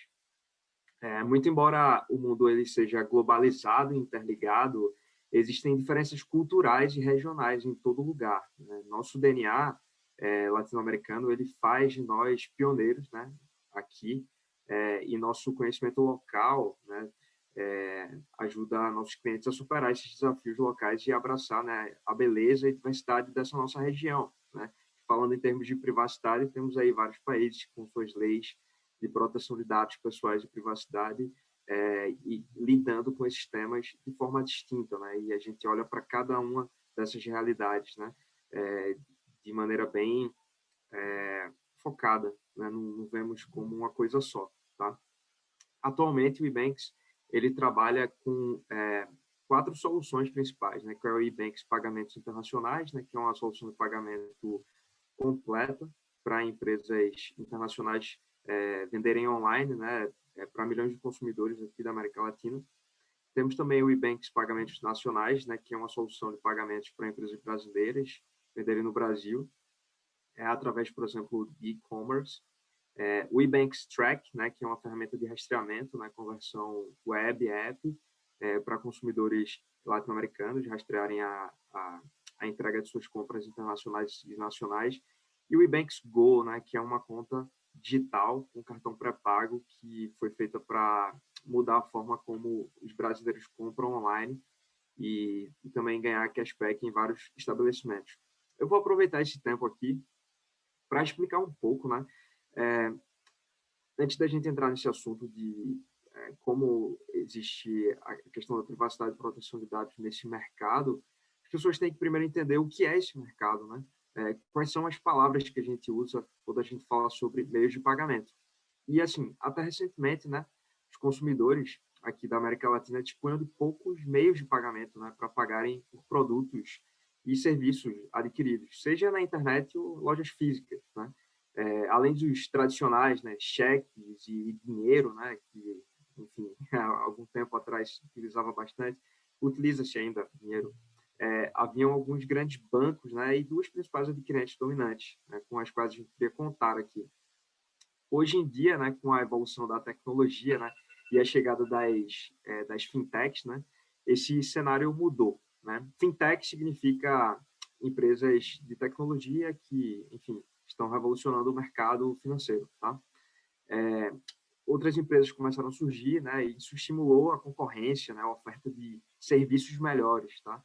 E aí termos, por exemplo, como gateway de pagamento entraram aqui para o nosso vocabulário, né? Sistemas antifraude foram desenvolvidos, né? Ao mesmo tempo em que medidas legais regulamentam o mercado, garantindo mais transparência. Então, assim, conceituando, né, o meio de pagamento, que significa, né, a forma como um comprador ele escolhe para compensar o vendedor de um produto ou um serviço, né? Alguns meios de pagamento comuns atualmente são, por exemplo, o dinheiro, cartão de crédito, débito, transferências bancárias, né? E, mais atualmente, né, plataformas de pagamento online, né? E aí, nesse cenário, a gente tem meios de pagamento que são adquirentes, por um lado, e meios de pagamento que são subadquirentes, né? Um adquirente, ele é uma empresa que ele repassa ao vendedor o valor vendido por um meio de pagamento, por exemplo, cartões, tanto de crédito quanto de débito, né?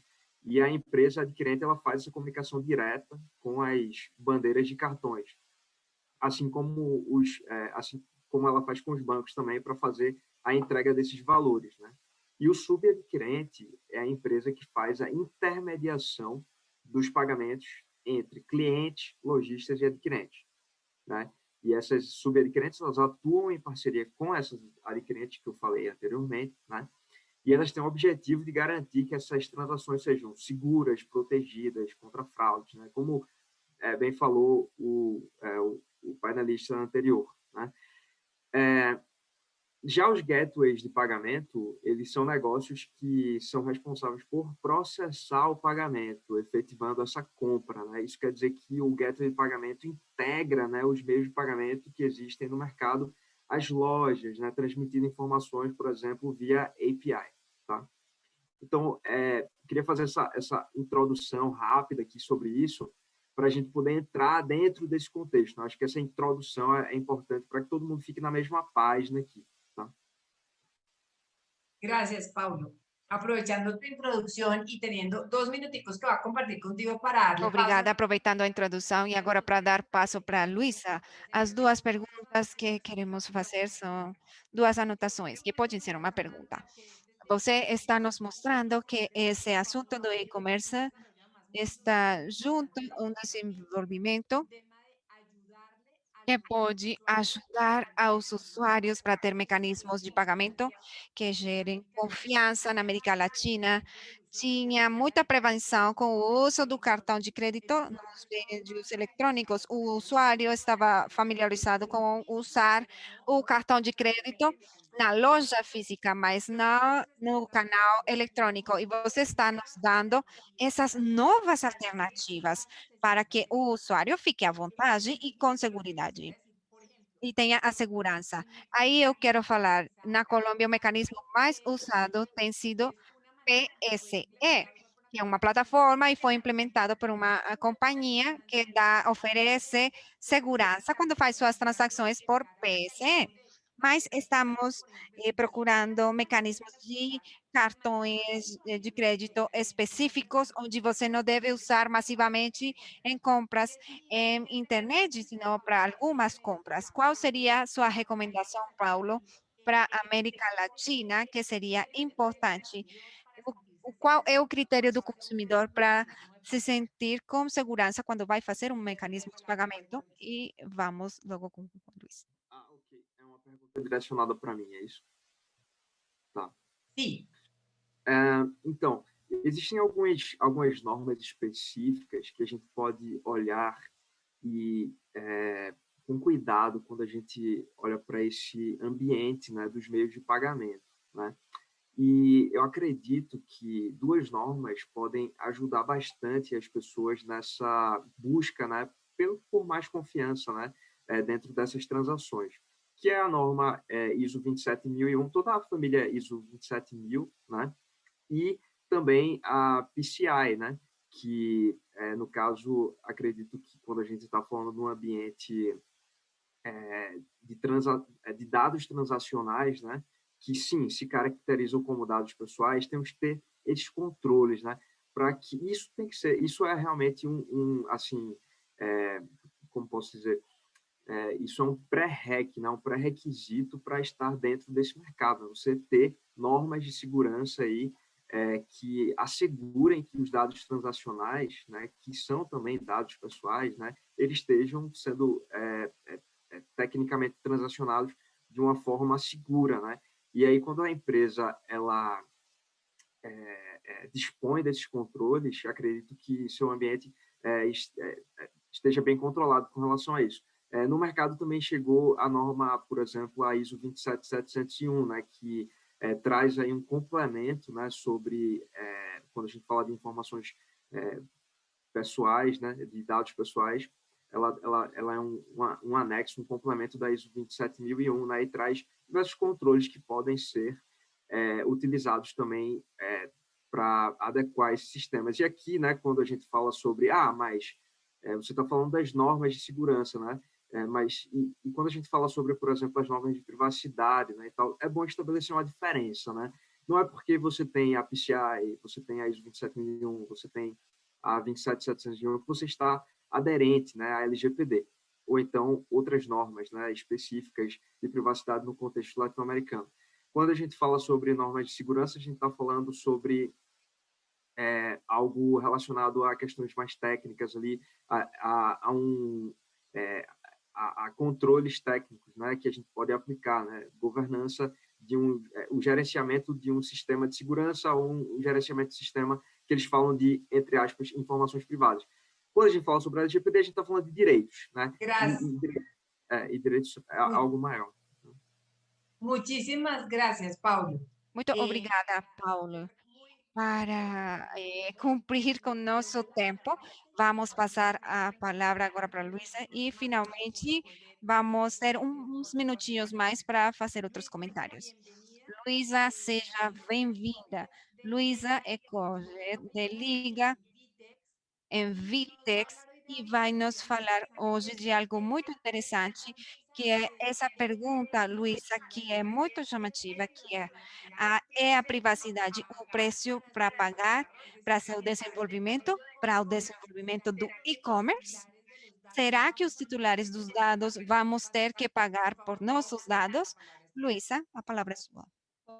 Oi, Estela, tudo bom? Muito obrigada por essa introdução. Então, antes de começar, eu queria dizer que é um prazer fazer parte desse painel hoje, ainda mais falando de um assunto que eu gosto muito, que eu tenho muito apreço. Eu adorei o primeiro painel, inclusive. Eu ia falar algumas coisas aqui que já foram ditas, então foi muito legal ver que tem muitas pessoas pensando no mercado igual e que a gente tem aí um alinhamento assim técnico e de forma de pensar de negócios muito, muito importante, que as pessoas estejam disseminando esse tipo de conhecimento. Como você disse, eu sou head do jurídico hoje da Vtex, que é, para quem não sabe, é uma empresa que nasceu brasileira, eu tenho muito orgulho de dizer isso. Mas hoje a gente já é uma empresa global, a gente está em mais de 18 países, a gente cresceu bastante nos últimos anos, principalmente com a pandemia, que eu vou falar também um pouquinho disso. Mas basicamente o que a Vtex faz a gente é uma plataforma de software as a service, que a gente oferece serviços de infraestrutura de e-commerce por trás das lojas online dos nossos clientes, né? E aí eu, como nessa posição de jurídico, né, eu cuido de vários temas e privacidade de dados certamente é um dos assuntos que mais me desafiam hoje como profissional do direito dentro da empresa e a empresa em si, né? São muitos assuntos e muitos temas ligados a e-commerce voltados para data privacy. Eu acho importante iniciar minha exposição para dizer que em tempos de pandemia, como eu estava falando, né, e distanciamento social, acho que qualquer resquício aí de resistência do mercado à tecnologia ou hesitação em se tornar digital realmente ficou no passado, né? O mercado de e-commerce percebeu muito esse boom. Muitas empresas cresceram assim, o que elas cresceram em 5, 10 anos, em alguns meses, né? Então é muito, muito doido pensar nisso, né? O efeito que a pandemia causou nesse negócio. E isso resultou na atração não só de empresas que não eram digitais, né, principalmente do varejo, que não tinham comércio online, mas também promoveu um boom naquelas que já eram clientes base assim, da área de e-commerce. Né? Então, isso foi muito relevante e foi muito claro no último ano aí que a gente viveu. E a mentalidade digital first foi absolutamente catapultada por isolamento social, não só por parte das empresas, mas pelos consumidores, né? A gente mudou a nossa forma de consumir.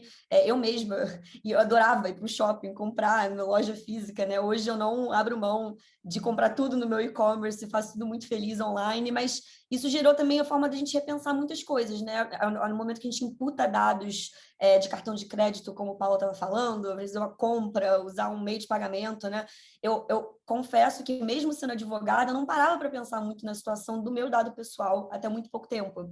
E, enfim, nesse contexto eu queria também falar um pouco sobre o comércio colaborativo, né? Onde é que isso entra nessa situação que a gente viveu no último ano? O comércio colaborativo é fundamental para melhorar a experiência dos consumidores de modo geral e também foi catapultado com a pandemia, tá? Sem dúvida, enfim, o objetivo maior do comércio colaborativo é melhorar o serviço e a entrega de produtos para os consumidores finais, mas também melhorar a experiência dos stakeholders que proporcionam isso tudo, né? Mas o que é esse comércio colaborativo que todo mundo fala, né? Enfim, a Vtex fala muito disso. É basicamente um foco nas organizações para tentarem se tornar mais lucrativas, competitivas e criar um ecossistema por trás de maior eficiência na prestação de serviços e negócios, né? Ela promove um ponto de vista novo tanto para o fornecedor como para os concorrentes e para os clientes também, porque a gente quer facilidade, né, na hora de consumir, a gente quer que tudo esteja num canal eletrônico único, que tudo esteja muito, toda a experiência de comércio seja muito fluida e muito unificada, né? Então, ela se encaixa justamente no mundo do e-commerce de uma maneira muito fácil, né? Que é justamente a gente ter, por exemplo, um marketplace, que é um excelente exemplo disso, onde todos os produtos e serviços estão oferecidos por várias pessoas, por vários sellers, numa mesma plataforma, né? No mesmo serviço. Então, eu entro lá para ter uma experiência de compra e eu tenho muito produto, eu tenho muito serviço, tudo disponível para mim em um lugar só. E esse ecossistema, de fato, gera maior agilidade nos negócios das empresas, facilita o negócio do operador da plataforma, porque, no fim, ele é que tem relação com o consumidor final ainda. E aí, às vezes, o fardo da logística também não fica tão grande para quem é o operador dessa operação, né? Com o consumidor final. Mas tudo bem, a gente vê muita vantagem nisso, mas onde é que isso casa com o universo de data privacy, né? Quando me deram esse tema, eu fiz muito esse exercício, né? Levando para o meu dia a dia também, que é o dia a dia da Vetex, né? E como é que a gente tem que pensar nessa operação de comércio colaborativo com proteção de dados de indivíduos, né? Que a gente está falando hoje aqui. Com certeza tem que ter uma preocupação muito grande na cadeia, né? Na cadeia de supply chain, né? E de pessoas que estão provendo os serviços e produtos com relação ao dado de pessoas físicas e como não só mitiga-se riscos, né, para não ter algum tipo de violação à legislação e estar em compliance com as leis que estão em vigor, mas também visando proteger o dado das pessoas físicas e, de novo, querendo sempre prover a melhor experiência para o usuário final, porque, na verdade, data privacy, eu sempre falo isso, não tem a ver com só fugir de uma penalidade legal, né? Tem a ver muito com você prover a melhor experiência para o usuário. Acho que alguém falou isso em algum momento, né? Que tem que ter muita clareza, muita transparência aí na hora de comunicar para o usuário o que está sendo aí protegido do direito dele, né? Então, é um esforço coletivo de todo mundo na cadeia do comércio colaborativo, né? Acho que a primeira coisa é que os stakeholders precisam parar e determinar quais são as obrigações, né, as respectivas responsabilidades de cada um no oferecimento de um produto ou de um serviço nessa cadeia de fornecimento. Então, é importante que cada ator tenha governanças implementadas, contratos e políticas que são muito transparentes e bem definidas para a manutenção da confidencialidade, da privacidade das pessoas, né, das pessoas físicas, desde o início do processo até o final. É necessário que, quando você identifica um tratamento de dado ou qualquer atividade praticada, por exemplo, tem que entender quem é o controlador, quem é o operador, e às vezes isso não é fácil, né? No comércio colaborativo, são muitos tratamentos, principalmente o compartilhamento de dados pessoais, né? Então, tem que ficar muito claro qual é a atividade que está sendo praticada, qual é a intenção por trás disso, qual a finalidade dessa atividade, para poder, sim, determinar as obrigações e qual é a responsabilidade de cada um. E, no fim, gerar confiança em todo mundo, né? Tanto nas pessoas que estão na cadeia de prestação de serviços ou de oferecimento de produtos, como para o usuário final, que sou eu ali que estou fazendo uma compra. Eu quero ter confiança de que os meus dados estão, de fato, protegidos e meus direitos estão, de fato, sendo protegidos mesmo por todos que estão ali na cadeia de prestação de serviços, né? No fundo, o que acontece, por exemplo, no marketplace, e que tem que ficar muito atento, né, e muitas vezes acontece, é acesso à base de dados de parceiros também, muitas vezes, o compartilhamento de dados, né, e isso tem a ver com comércio colaborativo também. Então, isso é uma grande preocupação do ponto de vista de data privacy. As empresas não podem simplesmente sair compartilhando bases de dados pessoais, né, sem pensar nas implicações disso em termos de legislação. Então, tem que ficar muito claro, tanto para quem está atuando nesse papel, como para o titular de dado, né, para o data subject, dele saber o que está sendo feito com o dado dele. Por esse motivo, as empresas têm que realizar tratamentos visando identificar bases legais, eventualmente atribuindo, né, de uma maneira pública o que é feito com esses dados e justificando com as bases legais corretas, né? Só que isso, e aí eu levando para a minha realidade na Vetex, de muitas empresas, né, de e-commerce, isso fica muito complexo quando a gente fala de empresas globais, né? O Paulo estava até comentando de LGPD, né? E, enfim, mas tem 1000 outras legislações, né? Assim, tem a GDPR, que é uma lei mais antiga, né? Que é mais tradicional e talvez mais dura, né? Dentre as muitas legislações aí que eu, por exemplo, hoje trabalho. Mas é complexo quando você pensa numa operação de e-commerce, que muitas vezes, por exemplo, fulfillment... Oi, desculpa, pode falar. E já te queda para cerrar. Tem que encerrar. No. Termina, por favor. Eu vou só encerrar dizendo o seguinte, minha mensagem é o seguinte: tem muitos passos nesse comércio colaborativo, mas que data privacy caminha e não pode ser um inimigo disso tudo. Na verdade, são duas coisas que se complementam e isso traz valor para a empresa. A empresa que pensa num framework de privacy também nesse comércio colaborativo só tem a ganhar e não é um preço que a gente tem que passar para o consumidor final de alguma forma. Muchísimas gracias, Luisa. Muito obrigada, Luisa. E das coisas, todas essas coisas boas que você nos compartilhou com essas boa seleção dos estándares, é o poder identificar essas boas práticas para gerar a confiança que não está compartilhando indiscriminadamente os dados pessoais das pessoas e a experiência do serviço. Hoje, consumidor, dados pessoais e segurança deve estar associado a essa experiência que tem com o cliente para fazer uso da plataforma. Muito obrigada, Luísa. Dou a palavra para Tiago. Hola, Tiago. No te veo, ahora sí. Bienvenido. Voy a pronunciar. Seja bem-vindo, Tiago. Vamos a ver cómo me va. Tiago é sócio de Moraes, Etial Galvão Hotéis, Soares da Silva e associados em Portugal. Faz parte do time de Bright Groups e é um prazer ter vocês aqui. Você tem uma apresentação para nos compartilhar, então a palavra fica com você. Obrigada. Obrigado a todos. É um prazer estar aqui hoje convosco. Um cumprimento especial à Stella e ao Andrea e também a todos os palestrantes.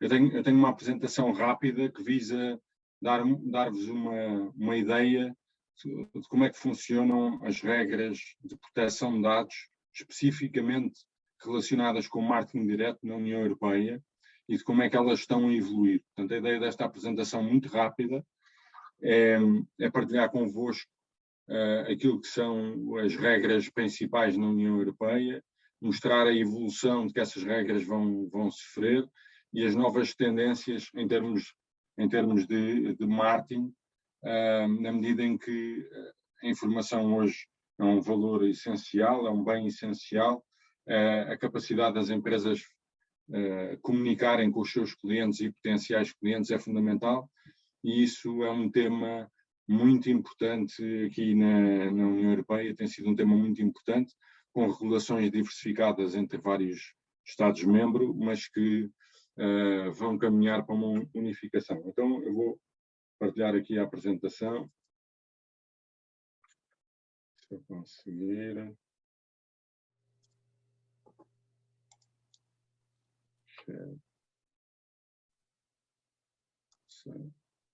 Ya la vemos, Tiago. Obrigado, então. Então, eu é que não vejo.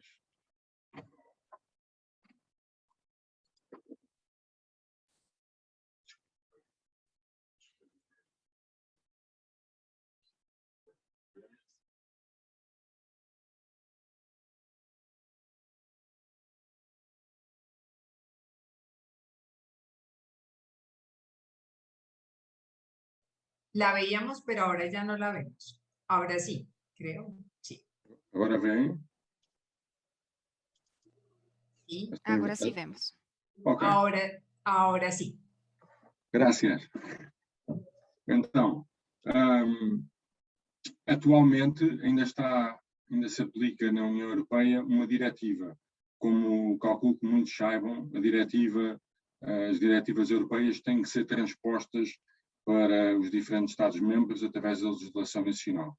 Infelizmente, apesar do Regulamento Geral de Proteção de Dados, ou GDPR, já estar em aplicação desde maio de 2018, a verdade é que a legislação designada de e-privacy na União Europeia ainda não evoluiu e ainda é aplicável a diretiva de 2002.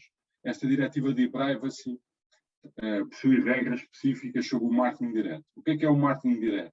O marketing direto são comunicações com caráter publicitário ou promocional dirigidas a pessoas singulares, portanto aos titulares de dados pessoais. Elas são realizadas por chamada telefónica automatizada, por fax ou por correio eletrónico, sendo que o conceito de correio eletrónico é um conceito amplo e inclui SMS, gravações de voz, fotografias e imagens.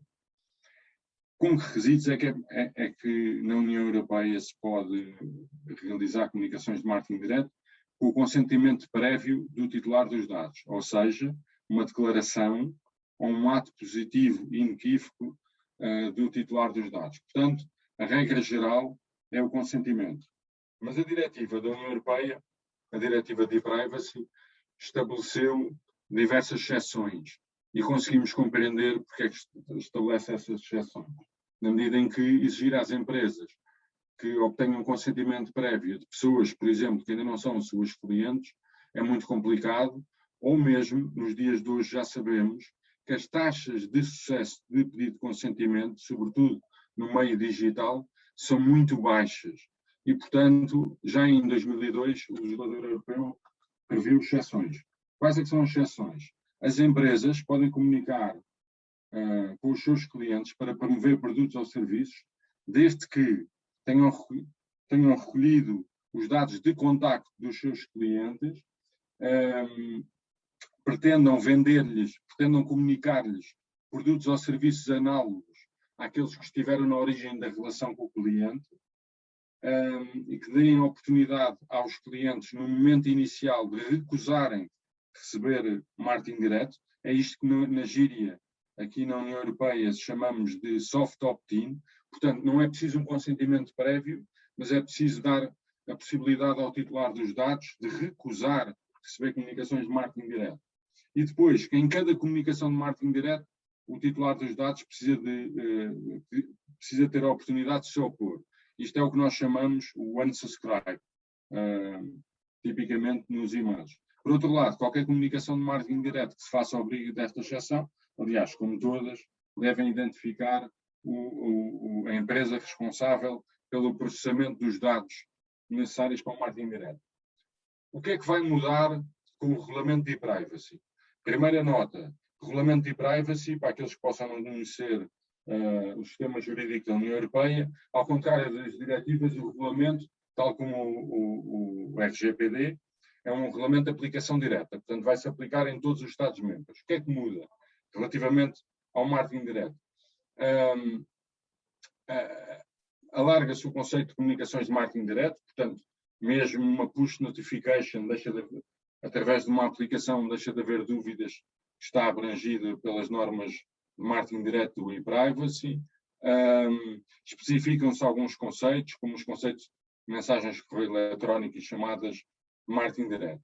Os Estados-membros, isto é uma faculdade que o regulamento atribui a cada Estado-membro, e isto é muito importante na União Europeia, vai estabelecer pela primeira vez um período de tempo depois da venda de um determinado produto ou serviço para que as empresas mantenham os dados dos seus clientes para efeitos de marketing direto. Isto hoje em dia não está regulado, o que permite alguma flexibilidade às empresas, mas o legislador europeu parece, nesta última versão conhecida do regulamento de e-privacy, que eu não sei dizer quando é que vai ser aprovado, permite esta faculdade aos legisladores de Estado-membro. Depois, muito importante para toda a gente, como vamos ver, as regras sobre os cookies. Tem havido flutuação das normas sobre cookies nas várias versões do regulamento de e-privacy. A última versão, que é de fevereiro deste ano, aprovado por acaso pela presidência portuguesa da União Europeia, é de que os cookies continuam a estar sujeitos a consentimento prévio, os cookies não necessários à realização da comunicação, evidente, ou outros que possam ser necessários por lei, ou impostos por lei, mas o regulamento de privacy tende a aceitar ou dá alguma abertura para a aceitação das cookie walls, desde que seja dado ao utilizador, ao titular dos dados, uma alternativa e permite também, ou prevê também a possibilidade dos utilizadores criarem whitelists de cookies através das definições nos browsers. Portanto, como eu digo, tem havido alguma flutuação nestas normas, nas diferentes versões do regulamento de privacy, mas esta é a última versão que parece ser, desculpem a expressão, mais amiga das empresas e do mundo real. Uma nota muito importante, julgo, para todos, é que este regulamento é aplicável a qualquer entidade que realize marketing direto dirigido a utilizadores na União Europeia. Portanto, se os end-users estiverem na União Europeia, o regulamento poderá ser aplicável. Depois resta saber como é que a União Europeia o vai aplicar, por exemplo, nos vossos países, mas isso é um problema distinto. E haverá a necessidade de nomear um representante na União, como já acontece em certas circunstâncias com o Regulamento Geral sobre a Proteção de Dados. O Regulamento de Privacy vai obrigar as empresas que façam marketing direto dirigido ao mercado europeu que nomeiem representantes legais. Outra coisa muito importante para que para que esta matéria possa ser clara para vocês, é que na União Europeia é completamente diferente. As regras a que estão sujeitas, o processamento de dados para o envio da comunicação, que basicamente implica apenas processar os dados de contacto dos titulares de dados, das regras para o processamento de profiling de suporte ao marketing. O que é que isto quer dizer? As empresas que necessitem de tratar dados para melhor comunicar com os seus clientes, que lhes permita conhecer os seus clientes, precisam de sujeitar estas atividades às normas sobre a proteção de dados, mas estas normas são distintas. Portanto, é importante ficar com a noção de que uma coisa são as normas sobre o envio das comunicações de marketing direto, outra coisa são as normas que podem conformar os tratamentos de dados pessoais de suporte à atividade de marketing direto, designadamente o profiling de dados pessoais de clientes, por exemplo, para conhecer preferências de clientes ou outras matérias. ¿Sí? Tiago, te queda un segundito para que puedas cerrar. Muito rápido. Então, estes processamentos ficam sujeitos ao RGPD, enquanto os primeiros ficam sujeitos às normas de privacy. Para terminar, dar-vos nota de que as práticas de pay or OK, por exemplo, ou pagas ou me dás os teus dados pessoais ou permites que eu utilize os teus dados pessoais, são práticas que já estão a ser admitidas na União Europeia e, inclusivamente, para terminar, a Diretiva da União Europeia de 2019-770, sobre certos aspectos relativos aos contratos de fornecimento de conteúdos digitais, prevê precisamente que a diretiva se aplica sempre que a contraprestação do contrato do fornecimento de um serviço digital, de um serviço a um conteúdo digital, sejam os dados pessoais. Portanto, apesar de muita resistência de alguns organismos europeus, designadamente o Comitê Europeu da Proteção de Dados, a verdade é que o legislador europeu também já vem prevendo que os dados pessoais possam funcionar como uma contraprestação em contratos. Muito obrigado a todos. Tiago, mil gracias a Luisa, a Tiago, a Paulo e a Guillermo. De verdade, um prazer. Tiago, muito obrigado. Um prazer ter tido você. Não temos mais tempo para fazer mais perguntas. Eu vou dar a palavra para a Luisa, que está com seus palestrantes, e esperamos que sigam acompanhando-nos. Luisa, está você para manejar isso. Muito obrigado. Muito obrigado de mim para Luisa, Paulo, Tiago e Guilherme também. Um prazer foi. Vamos nos encontrar daqui a pouco de novo na América Latina. Muito obrigado.